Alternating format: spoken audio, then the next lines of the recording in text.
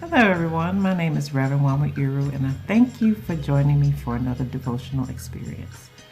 I want to spend some time on the topic, Bring Your Light to the World. In the book of Isaiah, chapter 58, in the 9th and 10th verses, we find these words.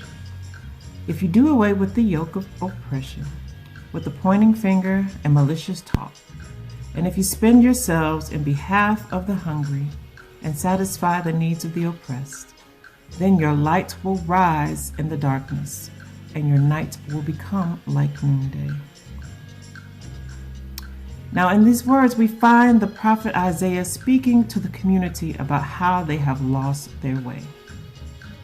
The behaviors they are currently engaged in are not a reflection of the people they were created to be. Sometimes in our attempts to be woke or expose the incompetence of government leaders, we end up working against the very people we seek to protect and empower and acknowledge. It's like we become so enamored with our being right or proving others wrong that we miss the mark. And so Isaiah brings the community's shortcomings to their attention, not for the sake of shaming them or leaving them disgraced, but to remind them of who they are, to remind them of what they have promised themselves to be as people of God, and to also remind them of the power that they have to transform their community. And the prescription he provides to them involves eliminating specific behaviors. 1, do away with the yoke of oppression, those burdens that we carry that direct our lives. With oppressed people, the problem is that we don't dictate what our lives are about, but rather our circumstances begin to dictate what our lives are about. So we end up like oxen or beasts of burden, following a path of drudgery and joylessness on the hamster wheel of survival. So Isaiah reminds us that we need to do away with the yoke of oppression, the way oppression guides us in our life. And then he reminds us to stop pointing fingers and malicious talk. When we point fingers, everything is out there. It's someone else's problem, someone else's responsibility, someone else's fault, someone else's job. And all this really does is foster a sense of powerlessness and learned helplessness amongst us. And so we are invited to drop these ways, and then we are also invited to adopt new ways of being. So we spend our energy on behalf of the hungry. That means moving beyond thoughts and prayers to put yourself on the line for something without looking for accolades or recognition.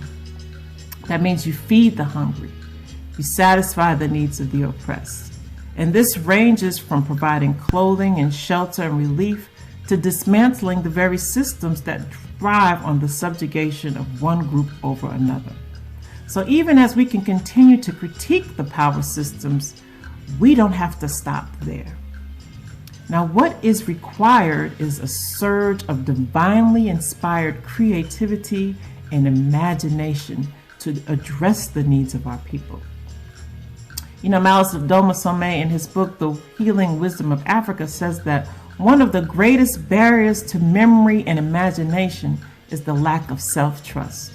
For if you don't trust yourself to be involved in transforming that which needs to be changed, then you end up waiting for someone else to come along and do the work for you. This leads to a constant state of dependence on some external authority when the means to achieving what you want sits within yourself. And so, brothers and sisters, I invite you to inspect in your lives where you have been waiting for someone else to wake up and do what you know at your heart is the thing that needs to be done. You, yes, you are the one we have been waiting for. Bring your light to the world so God can use you.